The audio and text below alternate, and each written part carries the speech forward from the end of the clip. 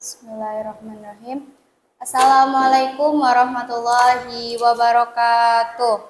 Waalaikumsalam warahmatullahi wabarakatuh.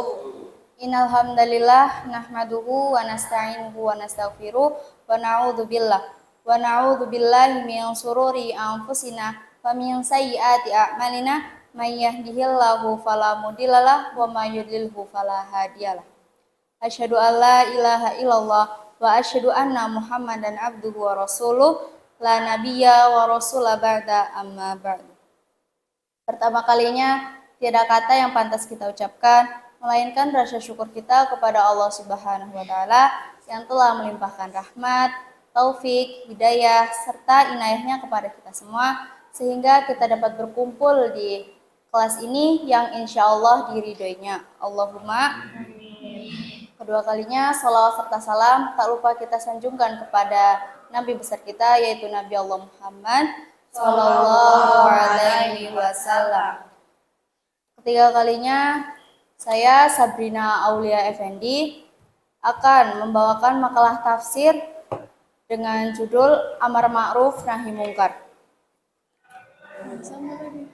Di sini saya mengambil latar belakang tentang cerita di sebuah desa dengan sejumlah pemuda yang terlibat dalam perilaku negatif seperti merokok, mengonsumsi minuman keras, dan terlibat dalam perkelahian antar kelompok.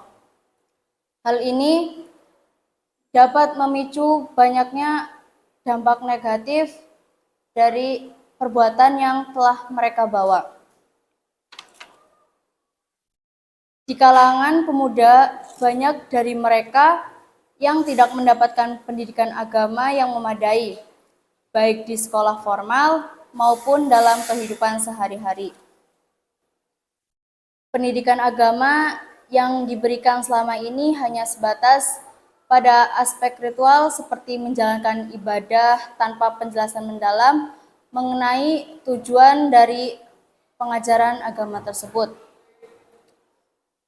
Hanya dihadiri oleh sebagian kecil warga yang sudah dimiliki kesadaran agama, sementara itu pemuda lainnya lebih banyak terpapar dengan pengaruh negatif dari media sosial dan lingkungan masyarakat. Kurangnya pemahaman dan pendidikan agama yang mendalam di kalangan pemuda di zaman ini telah menyebabkan peningkatan perilaku negatif seperti merokok, penyalahgunaan alkohol, dan perkelahian antar kelompok. Pendidikan agama yang terbatas hanya mengajarkan aspek ritual tanpa penjelasan yang mendalam mengenai nilai-nilai moral dan ajaran Islam, termasuk konsep amar ma'ruf nahi mungkar. Hal ini menyebabkan banyak pemuda tidak menyadari bahwa perilaku mereka telah bertentangan dalam ajaran agama Islam. Dari latar belakang ini, saya merumuskan 3 masalah. Yang pertama yaitu apa pengertian dari amar ma'ruf nahi mungkar dalam pandangan Islam. Yang kedua, apa peran amar ma'ruf nahi mungkar dalam menciptakan masyarakat yang adil, sejahtera, dan bermoral. Yang ketiga, bagaimana penerapan amar ma'ruf nahi mungkar dalam kehidupan sehari-hari, baik di tingkat individu, keluarga, maupun masyarakat. Masuk ke pembahasan yang pertama, yaitu pengertian dari amar ma'ruf nahi mungkar dalam pandangan Islam. Amar ma'ruf nahi mungkar adalah salah satu prinsip dasar dalam ajaran Islam yang memiliki peran yang sangat penting dalam membangun masyarakat yang baik dan adil. Secara bahasa, amar berarti memerintahkan atau mengajak. Ma'ruf berarti yang berarti baik atau yang dikenal sebagai kebaikan dalam ajaran Islam. Nahi berarti melarang dan mungkar berarti perbuatan yang tidak diperbolehkan dalam Islam, tercela dan bertentang dari ajaran Islam. Amar ma'ruf nahi mungkar secara keseluruhan berarti mengajak kepada kebaikan dan mencegah keburukan dalam kehidupan individu maupun masyarakat. Menurut Profesor Dr. Muhammad Quraish Shihab, amar ma'ruf nahi mungkar adalah suatu kewajiban bagi setiap individu muslim untuk menyeru kepada kebaikan amar ma'ruf dan mencegah kemungkaran nahi mungkar. Dalam masyarakat, hal ini merupakan bagian dari etika sosial mereka dalam Islam yang berfungsi untuk menjaga keseimbangan moral dan sosial dalam komunitas. Yang kedua yaitu peran amar ma'ruf nahi mungkar dalam mencerminkan masyarakat yang adil, sejahtera, dan bermoral.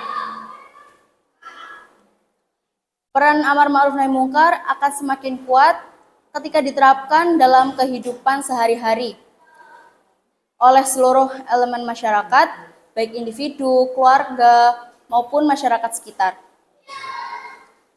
Saling mengingatkan untuk berbuat baik dan menghindari perbuatan kemungkaran. Maka akan tercipta suatu lingkungan yang saling menjaga dan mendukung.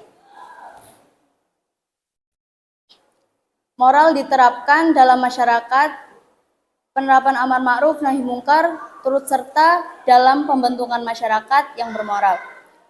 Moralitas individu dan kolektif akan semakin kuat karena ajakan untuk berbuat baik dan cegahan terhadap perbuatan buruk secara terus-menerus yang dilakukan.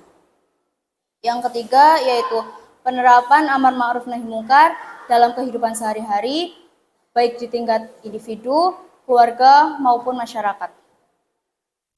Penerapan amar ma'ruf nahi mungkar dalam kehidupan sehari-hari, baik di tingkat individu, keluarga, maupun masyarakat, merupakan suatu upaya untuk mengajak diri sendiri dan orang lain kepada kebaikan, serta mencegah keburukan terhadap apa yang telah berlaku. Dalam konteks agama, menjadi pedoman dalam membentuk karakter moral yang kuat di berbagai lapisan kehidupan. Penerapannya dapat dilihat melalui tingkatan yang dilakukan setiap hari oleh individu, keluarga, maupun masyarakat. Penerapan di tingkat individu berusaha untuk selalu melakukan kebaikan seperti jujur, disiplin, bekerja keras, dan menolong orang lain. Sementara itu, nahi mungkar berarti menghindari segala perbuatan buruk atau tercela seperti mabuk-mabukan, mencuri, dan lain sebagainya. Seorang individu yang berpegang pada prinsip ini akan selalu menjaga perilaku dan sikapnya agar sesuai dengan ajaran agama Islam. Dalam Quran Surat As-Saff ayat 3, yaitu itu sangatlah dibenci di sisi Allah jika kamu mengatakan apa yang tidak kamu kerjakan. Selanjutnya, penerapan di tingkat keluarga. Diterapkan dengan cara mendidik anggota keluarga untuk berperilaku baik, mengikuti aturan yang benar, dan menanamkan nilai-nilai moral dan positif dalam keluarga. Misalnya, orang tua mengajarkan kepada anak-anaknya dengan berbicara yang sopan, menghormati sesama, dan menghargai perbedaan. Sementara itu, nahi mungkar berarti mencegah perbuatan buruk dalam keluarga, seperti kekerasan, ketidakadilan, atau perilaku yang tidak pantas diperbuat dalam keluarga. Lanjut ke sesi tanya jawab. Kepada petanya, dipersilahkan. Pemerintah yang terhormat, izin bertanya, bagaimana cara menerapkan amar ma'ruf nahi mungkar dengan ikhlas tanpa ada unsur riya di dalamnya? Oke. Pada pemateri yang terhormat, izin bertanya, apa saja tantangan yang dihadapi dalam menjalankan amar ma'ruf nahi mungkar di era modern ini? Oke. Apa saja tantangan yang dihadapi dalam menjalankan amar ma'ruf nahi mungkar di era modern ini? Yang pertama, perubahan nilai dan gaya hidup. Jadi pada era modern ini pastinya banyak yang berubah, terus dari gaya hidup, terus perubahan nilai kayak gitu. Banyak remaja-remaja sekarang atau masyarakat sekitar kita yang mengikuti gaya hidup orang luar gitu. Terus yang kedua, media sosial dan penyebaran konten negatif. Sebagai manusia yang beriman, kita diwajibkan untuk menggunakan media sosial dengan baik gitu. Soalnya sekarang ini banyak penyebaran konten-konten negatif yang tidak seharusnya atau tidak layak untuk dilihat kayak gitu.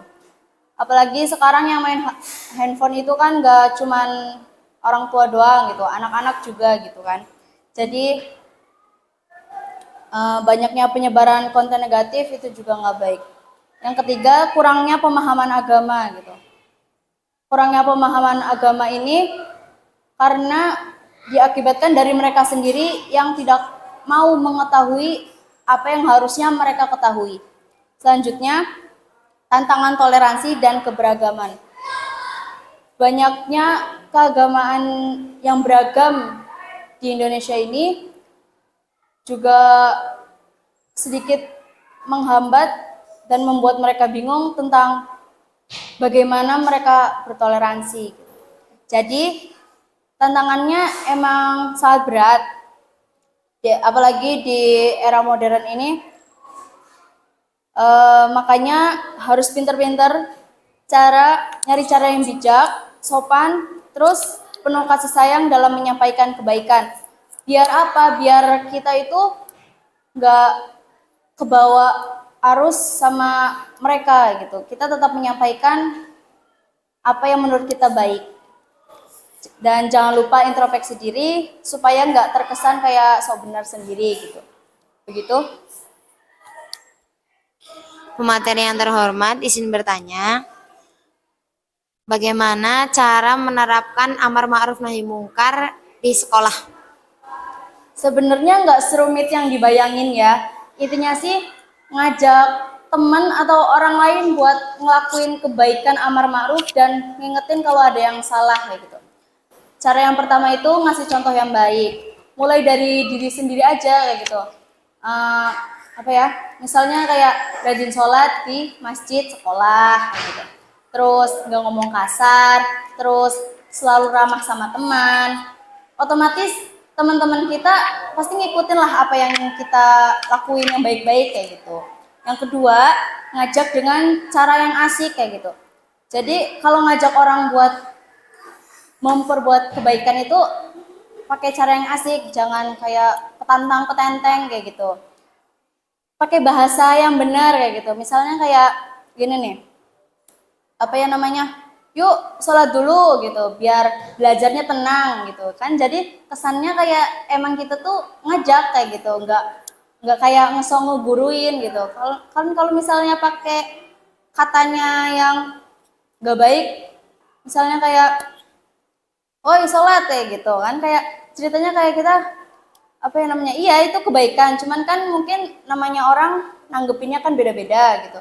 Jadi mungkin mereka bisa berpendapat kalau kita itu bukannya mengajak kebaikan, malah kayak merajai kayak gitu. Terus selanjutnya bikin kegiatan positif kayak ikut OSIS.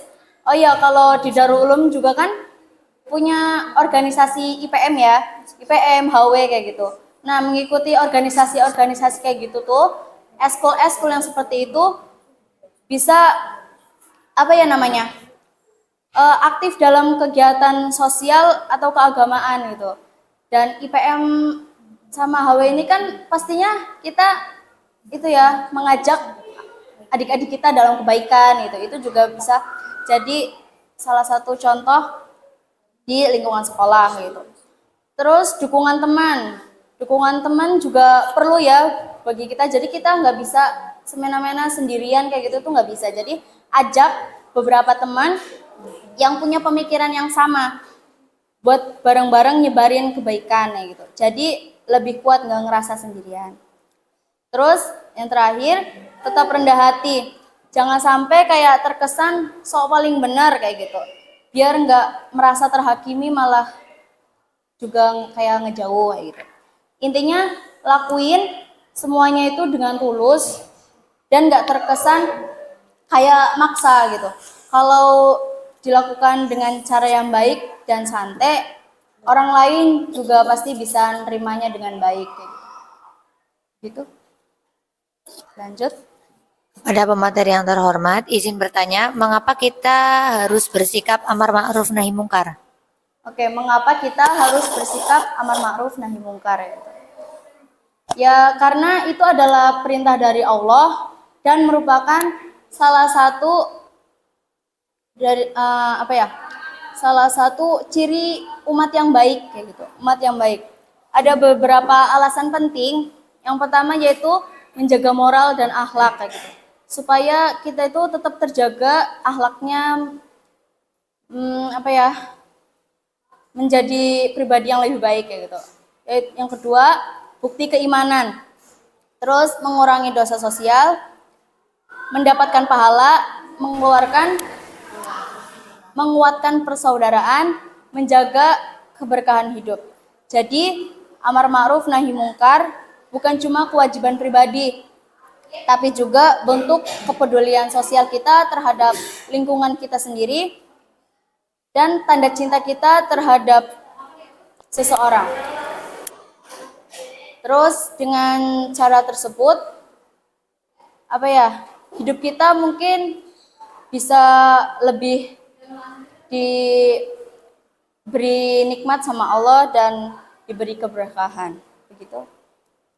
Mungkin cukup sekian dari saya, kurang lebihnya mohon maaf. Wassalamualaikum warahmatullahi wabarakatuh.